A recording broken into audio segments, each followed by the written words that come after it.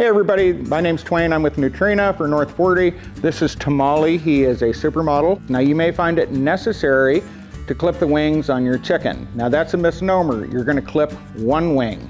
Doesn't matter right or left. You're gonna clip one wing. Just some of these flight feathers. It's like cutting hair. It will not harm him. So Tamale, we could clip his wing, but I'm not a big fan unless it's the only option you have left. Chickens don't have a lot of defense, so you're kind of taking one of those away. But just so you know, they grow back. As soon as they molt, they'll get those feathers back again.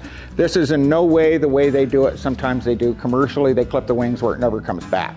This is not that. This is like cutting hair. There's no blood. You just snip these one side and they're off balance. They can't fly. So sometimes you have a situation where the chickens are getting out of the yard or something, so it may become necessary. So when you go to clip the wings or the feathers, you really need a helper, have somebody hold the chicken for you. So I would hold like I'm holding Tamale here, and have somebody clip the feathers or the spurs. So it's kind of a two-person operation. By his spurs, I'm guessing he's probably about 1.5 years.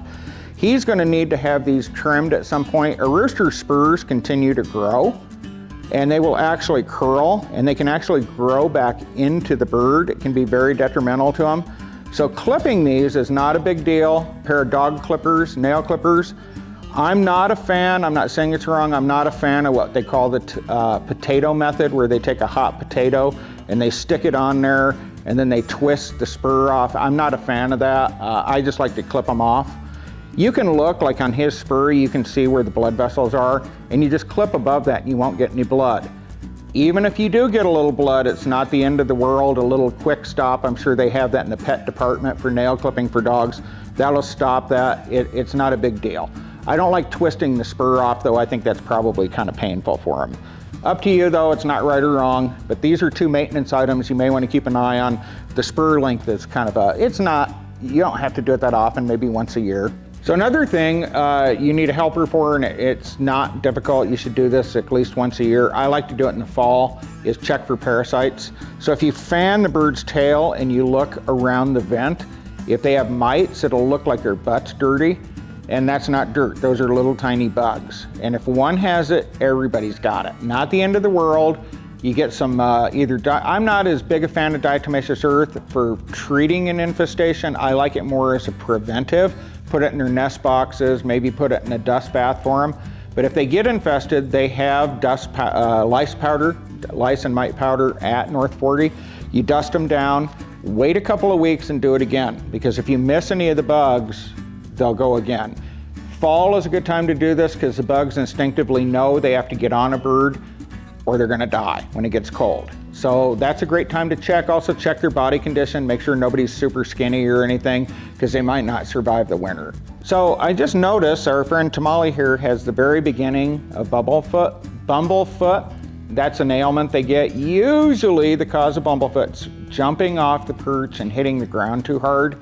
They do that repetitively over and over again, and they end up with this swollen pad on the bottom of their foot. If you could see that little core right in the middle, that dark spot, eventually she may have to do surgery on that.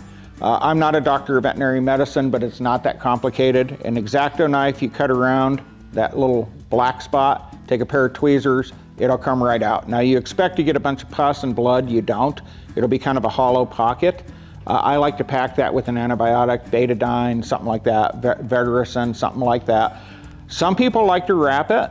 I'm not a wrap it kind of guy. I just feel the birds kind of end up walking in poop and stuff. I like to put them in a wire cage off the ground so that'll drain for a couple of days and then put them back in.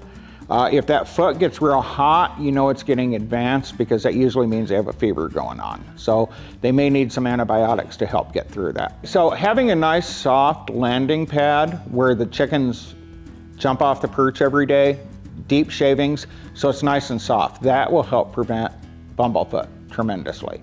Now every once in a while they will just step on something. They'll get a splinter or something in there that'll cause it, but I have found that it's usually from repetitively jumping down on the hard ground every day.